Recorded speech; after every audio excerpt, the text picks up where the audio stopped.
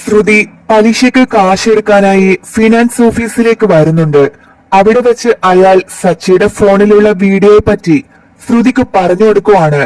നിങ്ങളുടെ അമ്മായിയമ്മയുടെ പണം മോഷ്ടിച്ചത് ശരത്താണ്. ആ വീഡിയോ സച്ചിയുടെ മൊബൈലിലുണ്ട് എന്നവൻ പറഞ്ഞതോടെ ആ മൊബൈല് മോഷ്ടിക്കാൻ ശ്രുതി തീരുമാനിക്കുകയാണ്. അങ്ങനെ ഒരു ദിവസം സച്ചി ഉറങ്ങിക്കിടക്കുമ്പോ ശ്രുതി ആ റൂമിലേക്ക് വരുന്നുണ്ട്. രേവതി അടുക്കളയിലാണ്. സച്ചി നല്ല ഉറക്കത്തിലും. ഇത് തന്നെയാണ് പറ്റിയ സമയം എന്ന് ചിന്തിച്ച് ശ്രുതി സച്ചിക്കരികിലേക്ക് എത്തുകയാണ്. ശേഷം അവന്റെ പോക്കറ്റിൽ നിന്ന് മൊബൈൽ എടുത്തുകൊണ്ട് പോവുകയാണ് ശ്രുതി. പിന്നീട് അത് സ്വിച്ച് ഓഫ് ആക്കി വയ്ക്കുന്നുണ്ട്. കുറച്ചു കഴിഞ്ഞ് സച്ചി എഴുന്നേറ്റ് വന്നപ്പോ തന്റെ മൊബൈൽ കാണാനില്ല. അതറിഞ്ഞ് രേവതി, നീ എന്റെ ഫോൺ കണ്ടോ? ഞാൻ ഇവിടെ തന്നെയാ വെച്ചത്, ഇപ്പൊ അത് കാണാനില്ല എന്ന് പറഞ്ഞ് സച്ചി വീട് മൊത്തം തിരക്കുവാണ്.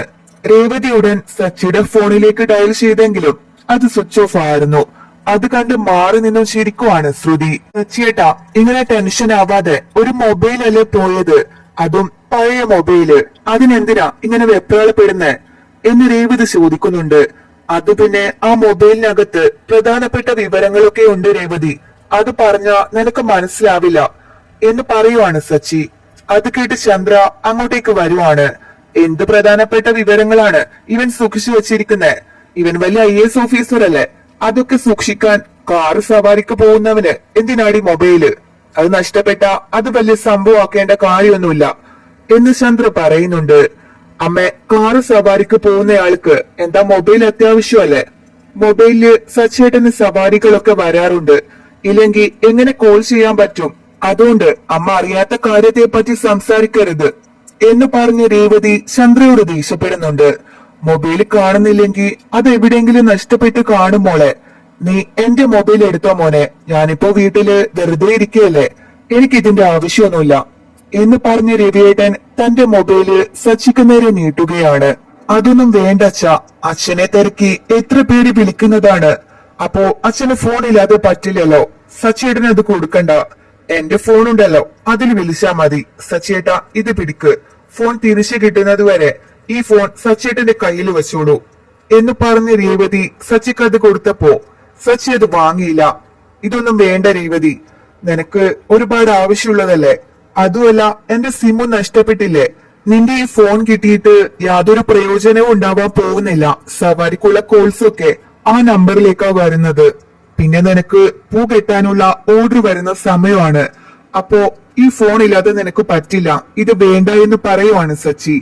സിം നഷ്ടപ്പെട്ടതോർത്ത് സച്ചിയേട്ടൻ സങ്കടപ്പെടേണ്ട കാര്യമൊന്നുമില്ല, അതിന്റെ ഡ്യൂപ്ലിക്കേറ്റ് സിം നമുക്ക് എടുക്കാൻ പറ്റും എന്നൊക്കെ വർഷ സച്ചിക്ക് പറഞ്ഞു കൊടുക്കുന്നുണ്ട്.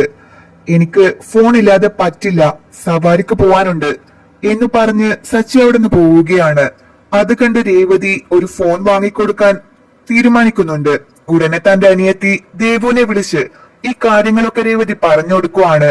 എടി, സച്ചിയേട്ടന്റെ ഫോൺ എവിടെയോ നഷ്ടപ്പെട്ടു പോയി, സച്ചിയേട്ടനാകെ സങ്കടത്തിലാണ്.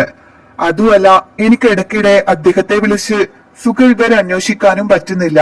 നല്ലൊരു ഫോൺ വാങ്ങാൻ എത്ര കാശാകും? നീ സച്ചിയേട്ടന് വേണ്ടി നല്ലൊരു ഫോൺ നോക്കി വെക്ക്, കാശ് ഞാൻ പേ ചെയ്തോളാം. എനിക്ക് മൊബൈലിനെ പറ്റി ഒന്നും അറിയാത്തോണ്ടാണ് എന്ന് രേവതി പറയുകയാണ്. അതിനെന്താ ചേച്ചി, ഞാൻ നല്ലൊരു ഫോൺ തന്നെ ഓർഡർ ചെയ്ത് തരാം.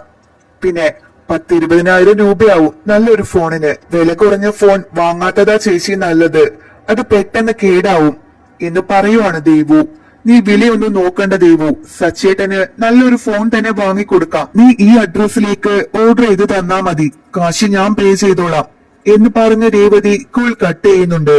എന്നാലും സച്ചിയുടെ മൊബൈൽ കാണാതെ പോയത് വളരെ കഷ്ടമായി പോയി. നന്നായിട്ട് സൂക്ഷിക്കേണ്ടതല്ല രേവതി എന്നൊക്കെ പറഞ്ഞ് ശ്രുതി വരുവാണ്. സച്ചിയേട്ടൻ ഇത്രയും നാള് നന്നായിട്ട് തന്നെയാ ആ ഫോൺ സൂക്ഷിച്ചത്. ഇതുവരെ ഇങ്ങനെയൊന്നും സംഭവിച്ചിട്ടില്ലായിരുന്നു. ഇതാരോ മനഃപൂർവ്വം മോഷ്ടിച്ചതാണെന്നാ എനിക്ക് തോന്നുന്നത്. അതാരെടുത്താലും ശരി, അവരൊരിക്കലും ഗതി പിടിക്കാൻ പോകുന്നില്ല. സച്ചിയേട്ടൻ അധ്വാനിച്ച കാശോട് വാങ്ങിയ ഫോണാത് എന്നൊക്കെ രേവതി ഉറക്കെ ശപിക്കുവാണ്. അത് കേട്ട് ആകെ വല്ലാതെ നിൽക്കുവാണ് ശ്രുതി. 2-3 ദിവസം കഴിഞ്ഞ് സച്ചിയുടെ വീട്ടിലേക്ക് ഒരു പാഴ്സൽ എത്തുവാണ്. രേവതി ആ കവർ വാങ്ങി കാശ് കൊടുക്കുന്നത് അത് കണ്ടുകൊണ്ട് ചന്ദ്ര എത്തുന്നുണ്ട്. നിനക്ക് എവിടുന്നാടി ഇത്രയും കാശ്? ആ കാശ് കൊടുത്ത് നീ എന്താ വാങ്ങിച്ചത്? ഇങ്ങ് തന്നേക്ക്, ഞാൻ നോക്കിയിട്ട് നീ തുറന്നാ മതി എന്ന് പറഞ്ഞ് ആ ഫോൺ പിടിച്ചു വാങ്ങിക്കാൻ നോക്കുവാണ് ചന്ദ്ര. എന്നാൽ രേവതി അത് ചന്ദ്രയുടെ കയ്യിലേക്ക് കൊടുത്തില്ല. ഇത് അമ്മയ്ക്ക് കാണാനുള്ളതല്ല, ഇത് സച്ചേട്ടന് വേണ്ടി വാങ്ങിയതാണ്. ഇത് പൊട്ടിക്കേണ്ടത് എന്റെ ഭർത്താവ് തന്നെയാമേ എന്ന് രേവതി പറയുമ്പോ, ആർക്കുള്ളതായാലും എനിക്ക് എന്താടി, ഇത് എന്റെ വീടാണ്. അപ്പൊ ഈ വീട്ടില് എന്ത് സാധനം വന്നാലും അത് ആദ്യം തുറന്നു നോക്കാനുള്ള അധികാരം ഈ ചന്ദ്രയ്ക്കാണ്. എന്നിട്ട് മറ്റുള്ളവര് കണ്ടാ മതി എന്ന് പറയുകയാണ് ചന്ദ്രമതി. എന്തിനാ ചന്ദ്രേ നീ ഇങ്ങനെ വാശി പിടിക്കുന്നേ? മറ്റുള്ളവരുടെ കാര്യത്തില് നീ ഇടപെടുന്നത് കുറച്ച് കുറയ്ക്കുന്നതാ നല്ലത്. രേവതി മോള് അത് സച്ചിക്ക് വാങ്ങിയതാണെന്ന് പറഞ്ഞില്ലേ? എടാ സച്ചി, നീ എന്തെടുക്കും അവിടെ? ഇങ്ങ് വാ, രേവതി മോള് നിനക്ക് വേണ്ടി എന്തോ വാങ്ങിച്ചു വെച്ചിരിക്കുന്നു എന്ന് രവിയേട്ടൻ ഉറക്കെ വിളിച്ചു പറയുന്നുണ്ട്. അത് കേട്ട് സച്ചി റൂമിൽ നിന്ന് ഇറങ്ങി വരുവാണ്. എന്താ രേവതി, ഇത് എനിക്കുള്ളതാണോ എന്ന് സച്ചി ചോദിക്കുമ്പോ, അതെ സച്ചിയേട്ടാ, ഇത് സച്ചിയേട്ടന് ഒരു മൊബൈലാണ്. മൊബൈൽ കാണാതെ സച്ചിയേട്ടൻ എത്ര ബുദ്ധിമുട്ടുന്നുണ്ടെന്ന് എനിക്ക് നന്നായിട്ട് അറിയാം. ഫോൺ നഷ്ടപ്പെട്ടതോടെ ഇപ്പോൾ സവാരിക്കുള്ള കോള് പോലും വരാതായില്ലേ സച്ചിയേട്ടാ, അതുകൊണ്ടാ ഞാൻ ഇത് വാങ്ങിയത് എന്ന് പറഞ്ഞ് രേവതി ആ ഫോൺ സച്ചിയുടെ കയ്യിലേക്ക് കൊടുക്കുന്നുണ്ട്. മൊബൈൽ കയ്യിൽ കിട്ടിയപ്പോ സച്ചിക്ക് ഒരുപാട് സന്തോഷാവുന്നുണ്ട്. നീ എന്നോട് പോലും പറയാതെ ഇതായിരുന്നോടെ അഹങ്കരിച്ചത്? കൂടിപ്പോയ ഒരു 10,000, അതല്ലാതെ നിന്റെ ഈ മൊബൈലിന് അതിൽ കൂടുതൽ വിലയൊന്നും വരില്ലല്ലോ. നിന്റെ ഭാര്യക്ക് വാങ്ങിത്തരാൻ അതിൽ കൂടുതലൊന്നും പറ്റില്ലടാ. എന്നാ എന്റെ ശ്രുതിമോളെയും വർഷമോളെയും നോക്ക്, രണ്ടുപേരും വിചാരിച്ച ലക്ഷങ്ങളുടെ മൊബൈലാ അവരുടെ ഭർത്താക്കന്മാർക്ക് വാങ്ങിക്കൊടുക്കാൻ പറ്റുന്നത്. ശ്രീകാന്തിന്റെയും സ്തുതിയുടെയും ഒക്കെ ഒരു ഭാഗ്യം നിനക്ക് ആ ഭാഗ്യമില്ലാതെ പോയി. അതുകൊണ്ട് ഈ വില കുറഞ്ഞ മൊബൈല് നിന്റെ ഭാര്യക്ക് തരാൻ പറ്റുള്ളൂ എന്ന് പറഞ്ഞ് ചന്ദ്ര കളിയാക്കുന്നുണ്ട്. അപ്പോഴേക്കും സച്ചി ആ പാഴ്സല് പൊട്ടിച്ച് മൊബൈല് പുറത്തേക്ക് എടുത്ത് നോക്കുവാണ്. ഇതെന്താ രേവതി, ഇത് സാധാരണ ഫോണൊന്നും അല്ലല്ലോ. ഇതുപോലൊരു ഫോൺ ഞാൻ എന്റെ ജീവിതത്തിൽ കണ്ടിട്ടില്ല. ഇതിനെന്ത് വില വരും എന്ന് സച്ചി ചോദിക്കുവാണ്. അത് ഞാൻ നോക്കാം സച്ചിയേട്ടാ എന്ന് പറഞ്ഞ് വർഷ ആ കവർ വാങ്ങി നോക്കുവാണ്. രേവതി ഏട്ടത്തി, നിങ്ങൾ ആള് കൊള്ളാലോ.